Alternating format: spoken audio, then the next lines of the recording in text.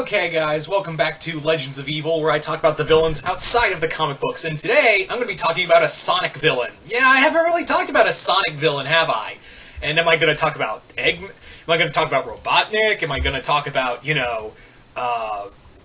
Metal Sonic, or Chaos, or the Time Eater? No, I'm going to be talking about a villain who only had one game to his name that rhymed, and that is from Sonic 06's very own villain, Mephiles. Now, Mephiles appeared in Sonic 06, which, say what you want about that game, and the game mechanics, and the stuff, the romantic interest Sonic had. Let's ignore...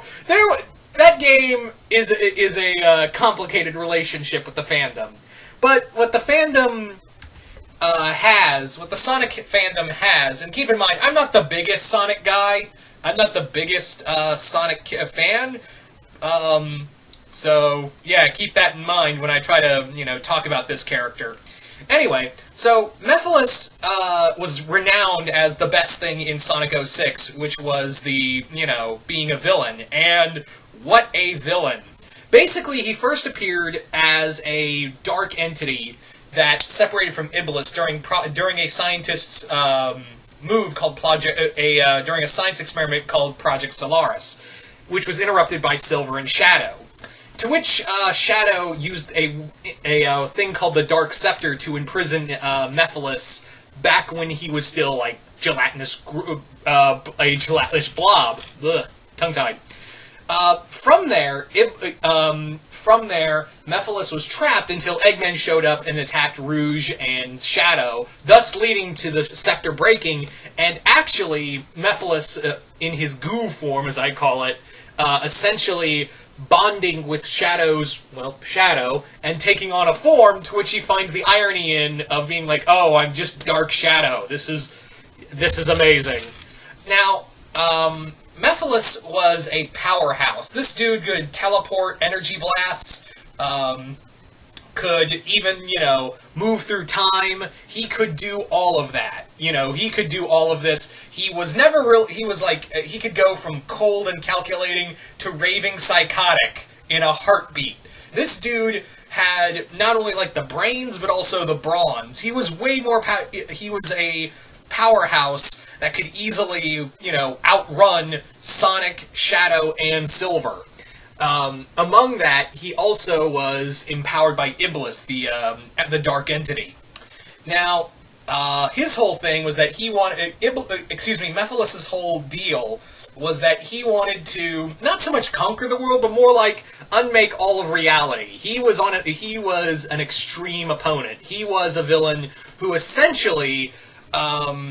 was kind of just an all-around asshole who just wanted to unmake all of reality. And he even he even manipulated Blaze and Silver in the future to basically saying, hey, if you don't want Iblis to destroy the world, you gotta kill Sonic. And he wasn't even after Sonic. He was more like, well, Sonic's in the way, might as well get in the way. But Shadow, though, fuck that guy. He is so fucking dead when I get to him.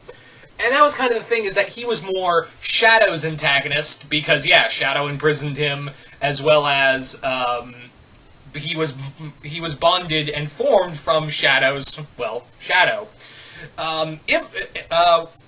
As a, dark entity, Mephiles easily, he managed to time travel between points. He also attacked several members throughout time travel. He's actually in a weird way, Mephiles is kind of like the Reverse Flash, in that he could just run through time, he could go through time and space, and attack at any point given. He could also, like I said, energy blasts. He was also had some forms of psionic abilities, teleportation, and he could multiply himself when he had the power of the Chaos Emeralds at his side. And, of course, he had his Dark Crystal form, which a lot of us remember him by. What's also a fun fact is that Mephiles was voiced by Dan Green, who most of you guys would know best as the voice of, Dan Green was the best way I could say Dan Green, and most of you guys would know him best as, voicing, Yami Yugi. He also voiced, several other characters, throughout Yu-Gi-Oh!, as well as early 4Kids anime. So, the best way I could say it was, he was kind of Dan was the how do I put this? Trying to think of a good, like, he was, trying to use, like, a good example here. He was like the Steve Blum of his time. He was like Steve Bloom in his time. And Steve Bloom, yes, I'm well aware, he had several anime roles as well, but Dan Green was like frickin' everywhere, like how Steve Blum is now. He's just in fucking everything. So that's how it was, and I thought Dan Green, who didn't really do a lot of villains in the early 2000s, so it was nice to see, you know, him get this villain role. And he actually sells it. He goes from, like I said, cold and calculating to just ranting psychotic in a heartbeat. So give credit to where credit is due for Dan Green on that.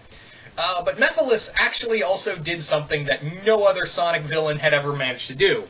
That being kill Sonic. Like, did anyone see that coming when you were playing the game, and just out of nowhere, Mephiles just ghosts Sonic, just one-hit KOs him, and yeah, he gets the bragging rights as being the one guy who murdered Sonic.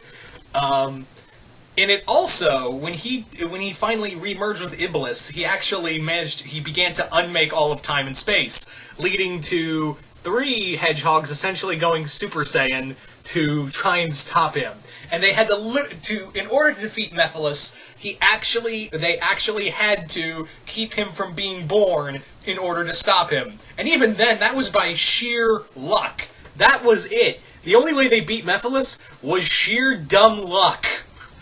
So, yeah, if you ever want an intimidating villain in the Sonic fandom that a lot of people love, but for some reason the creators don't give a lot of love for, look no further than Mephiles. Anyway, so among other things with Mephiles, the other thing a lot of people kind of look at, and I'm going to talk about this real quick, is in Sonic Generations with the Time Eater, which a lot of people have kind of theorized that the Time Eater was like the essence of Mephiles, like his like a remnant of him throughout time. And even Ian Flynn, who was the writer for the Sonic comics at the time over at Archie, had even said that he even wanted to say that he confirmed this, that Time Eater was a piece of Mephiles that was left behind. But the creators, here's the thing, even though Ian Flynn said that, the creators of the Sega and the rest of the game creators of the games never really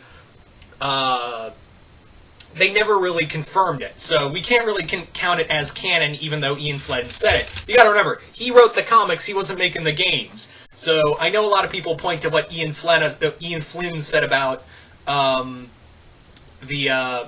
Time Eater on the post, but remember, he wasn't in charge of the comics. You know, it's kind of his fault. I know Archie Comics were at fault with the comics too, but he had some skeletons in the closet as well. So, you know, I don't really know if we can trust that guy's word. Anyway, but like I said, for some reason, Sega never really wanted to use this villain again. He was intimidating, he was powerful, he was calculating, and he won. He kind of, in a way, won. They had, like I said, they only beat him because they just won by dumb luck. And they had to literally keep him from being born and erase him from time. But, you know, if comics can pull off a character coming back from not being born, why not Mephiles? I mean, yeah, he was a playable character in one of the games, but he's never really been brought back in canon. So, who knows? I don't know why Sega is so against using this villain again. He's, like I said, one of the best villains of the Sonic Rogues Gallery. So, yeah. So you guys tell me in the comments below, if you are a major Sonic fan, what do you guys think of Mephiles? Do you guys like him, hate him? Do you want him back in the Sonic games? And if so, how do you want him done? And how would you bring Mephiles back into the Sonic games? Just comment below, let me know. Once again, hope you all enjoyed this, and I will see you guys later.